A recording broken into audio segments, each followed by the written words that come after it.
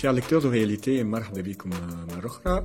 اليوم معنا un autre invité et encore une fois il est très spécial, Lamia Chouk, fondatrice de la start-up Arkili. Donc comme nous l'avons toujours fait, nous essayons de mettre fin à cette culture de la médiocrité, d'où l'invitation que nous lui avons envoyée, qu'elle a acceptée. Sabah Nour, Lamia, merci de nous avoir reçus. Merci à vous d'être venu. Donc, en fait, Arkili, on en a entendu parler longuement le confinement. Déjà, je pense que la création, elle a été créée en février 2020. Oui. Donc, quelqu'un a un concept, la jeunesse, comment l'idée était née pour commencer. Arkili. Arkili, justement. Ben, Arkili, bon, أول حاجة il faut faire la différence. برشا عباد font la confusion. إسرائيل Arkili تولدت من الكوفيد، معناتها من le besoin اللي جاي من الكوفيد جات Arkili. Non, c'est juste un concours de circonstances. Arkili جات juste قبل الكوفيد اللي هو جاي mi-mars 2020.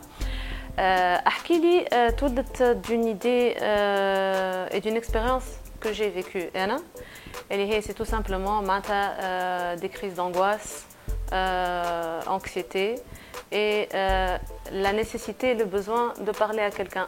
Bon, احنا نحكيو لعائلاتنا، نحكيو لصحابنا، هذاك شنو نعملوا احنا في تونس. مي بون قداش منهم صحاب وشنو قداش باش يعاونوك، يقعدوا يسمعوا جينيرالمون وكل. وجاتني الليله قلت علاش ما فماش البوسيبيليتي تاع واحد توا يهز التليفون معناتها هو متقلق، يهز التليفون يطلب يلقى ان بروفيسيونيل معناتها واحد يعرف ويعرف شنو يقول لك ويعرف كيف يوجهك ويعرف كيف يعاونك باش تعدى الفتره هذيك. دونك جاتني في ليله ليدي ومن الغدوه سي بارتي معناتها اون ايدي فيكس وفوالا معناتها برنامج à mettre en place, c'était ça. Donc c'est une plateforme en ligne, donc pour la mise en place, comment ça a été? Bon, c'est pas une plateforme qui trouve plateforme, c'est plus ce qui est e-commerce. C'est un système de voix sur IP. Ça ressemble un peu qui m'a un centre d'appel inversé. اللي يطلب يهز عليه directement un psychologue. Il n'y a pas d'assistante ou quoi que ce soit entre les deux. Bon, le محل توا قاعدين نعملوا, on a d'autres produits. On va bientôt avoir l'application mobile Z, donc elle va être lancée أول العام. Mais توا si on revient à un système اللي نخدموا به, l'avantage c'est que c'est anonyme. Donc هذيك حاجه اللي تعاون برشا العباد. Et malgré l'anonymat اللي موجود, les psychologues ينجموا يعملوا suivi. خاطر احنا on donne juste un ID معناتها العباد اللي تطلبنا, et كي يعاود يطلب العبد il est repris directement en charge par le psychologue نتاعو. Donc c'est une consultation معناتها dans les règles de l'art avec le secret professionnel, etc. Et on coûte moins cher bien sûr qu'une consultation en cabinet. Au commencement, je ne sais pas si j'ai bien lu parce que je me suis renseigné, j'ai vu un peu sur le web. Donc vous avez commencé gratuitement, c'est-à-dire vous proposiez des services gratuits au départ? Les services n'étaient pas gratuits. On fonctionnait selon un système où on fonctionnait selon le système de les lignes surtaxées. Donc en fait, you pay as you go. Donc y a pas c'est intuitif, c'est facile. La partie gratuité جات في البيريود كوفيد اللي هي en fait quasi instantanée معناتها كي احنا بدينا احنا جينا في وسطها. برشا عباد يسخيلونا كي جات البيريود تاع الكوفيد يقول لك انتم راكم شيخت معاكم وكل. لا راه العباد الكل دخلت بعضها و comme toutes les autres sociétés, on a pris un coup et il fallait نعملوا على رواحنا. Donc on n'avait pas la possibilité de faire des levées de fonds comme les startups, etc. On a au moins on va aider, on va être solidaire مع العباد. Et نحينا la ligne surtaxée, on a mis la ligne gratuite. Donc effectivement il y avait la gratuité. وحتى التو مازالت موجوده. مثلا تو on est en déménagement, donc on change de local, etc. ما نخليوش العباد هكاكا. Il y a des lignes, il y a 2 ou 3 lignes portables qui sont gratuites. يطلبوا عندهم consultation interne et c'est gratuit. Justement, donc ça s'inscrit pleinement dans le cadre de l'économie sociale solidaire, si je puis dire. Oui. Déjà, d'où le prix que vous avez décroché avec Orange. On en parlera après. Mais quel plan business en termes de start-up, si vous pouvez nous en parler un tout petit peu, sur quoi est-il basé? Principalement l'aide psychologique à distance. On va dire, c'est le principe. Pour monétiser, malheureusement, bon, j'ai cherché longuement la manière de faire. On n'est pas tous bancarisés. Ok, l'actaré ne sont pas bancarisés. Bon, femme la poste. Donc ça aide beaucoup. نحب نحي le concept نتاع surtaxe خاطر حتى في la mentalité تاع العبد surtaxe ça passe pas, même si là ça coûte moins cher. Donc on va aller plutôt vers un système de paiement par support monétique. Et l'application, bon, bien évidemment, elle va fonctionner comme toutes les applications. Il va y avoir une inscription, un paiement au col. Ou c'est toujours un système sur lequel j'insiste. C'est du gagnant-gagnant. Bon, c'est un business, on a des charges, il faut payer les gens au col, mais ça part vraiment d'une bonne intention et le but est vraiment d'aider les gens. C'est pas de faire de l'argent, mais d'aider les gens. D'accord. Et donc j'imagine que les principales problématiques ont été soulevées par les citoyens qui se sont confiés. Bien sûr. Que ce soit durant le confinement ou ailleurs. Mais je les principaux besoins de ceux qui vous ont appelé. Alors, une différence. Dans la période de confinement, des thématiques ديما يرجعوا وبعد en situation normale, on va dire, ça s'est un peu plus étalé. في البériode de confinement, forcément, المشاكل العباد الكل شادة ديارها في وجوه بعضها, donc on va dire les problèmes conjugaux, c'était la principale chose. Problèmes conjugaux et anxiété, خوف من la maladie du Covid. D'ailleurs, on avait fait une capsule vidéo pour expliquer l'abed, on avait eu beaucoup d'appels. L'abed confondent entre crise de panique et les signes respiratoires, les symptômes respiratoires de Covid-19. Donc, on avait fait une capsule vidéo pour faire la différence. Je l'avais déjà pour calmer les esprits. Donc, c'était généralement ça. Maintenant, si on sort de la partie confinement, on parle de manière générale, il y a un mal-être. Il y a un mal-être عند التوانسة. كلنا قاعدين نعيشوا فيه, personne n'y échappe. Baisse du pouvoir d'achat, conjoncture socio-économique au plus bas, taux de criminalité, c'est les choses qui reviennent. Et donc là, anxiété, déprime, la dépression qui est un peu plus poussée. Ça s'impacte dans le khidma, donc burn-out, absentéisme et présentéisme. Présentéisme, mais en fait, il n'y a pas de chose. Donc c'est généralement ça, c'est un mal-être.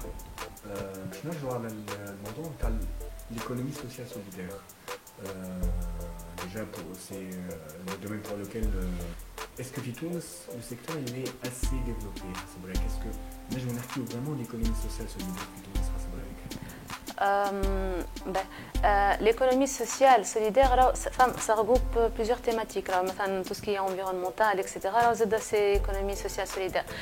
Pour la partie santé mentale, non, on n'est pas encore tout à fait dedans, donc c'est quelque chose qui a développé. On m'a déjà posé la question, oui, il y a un vide dans la partie. Des psychologues, des psychiatres, des coachs, mais c'est disparate. Vous voyez, donc il n'y a pas vraiment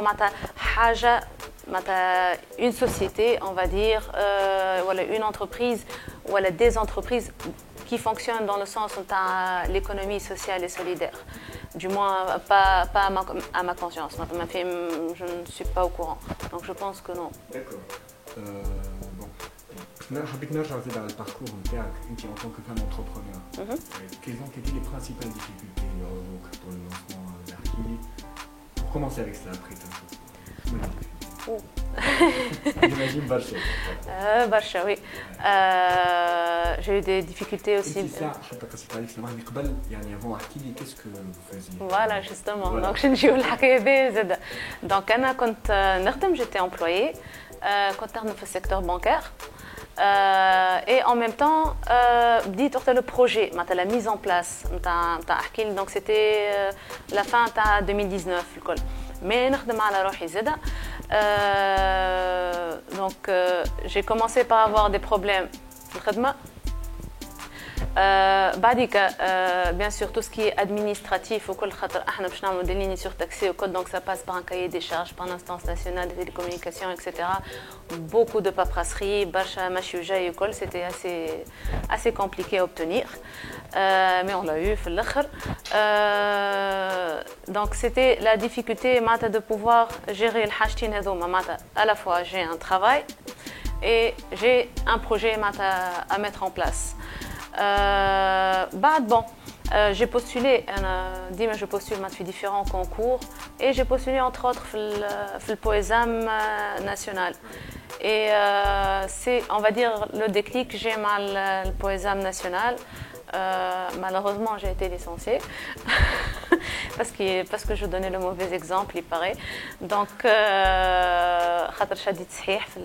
le projet. Il faut savoir que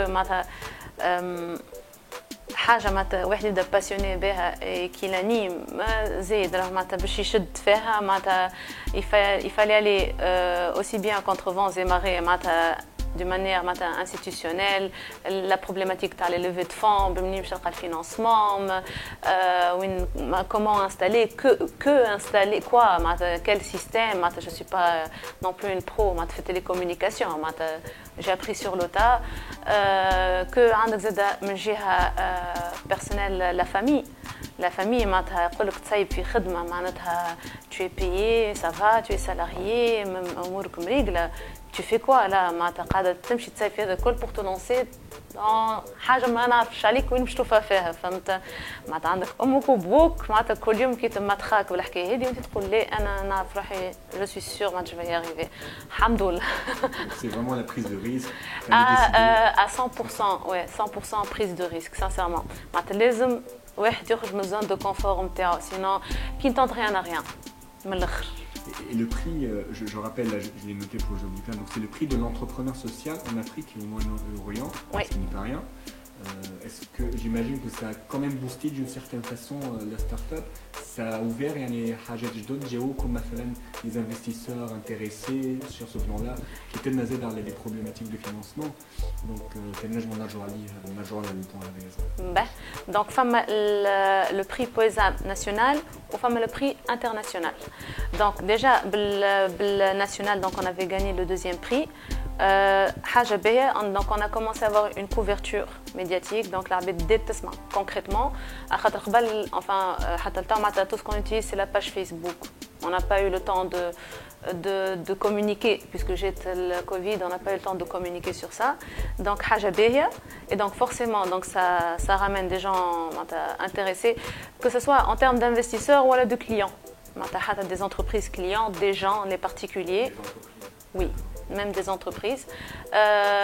Donc oui, donc du moins pour nous, ça nous a mis en avant.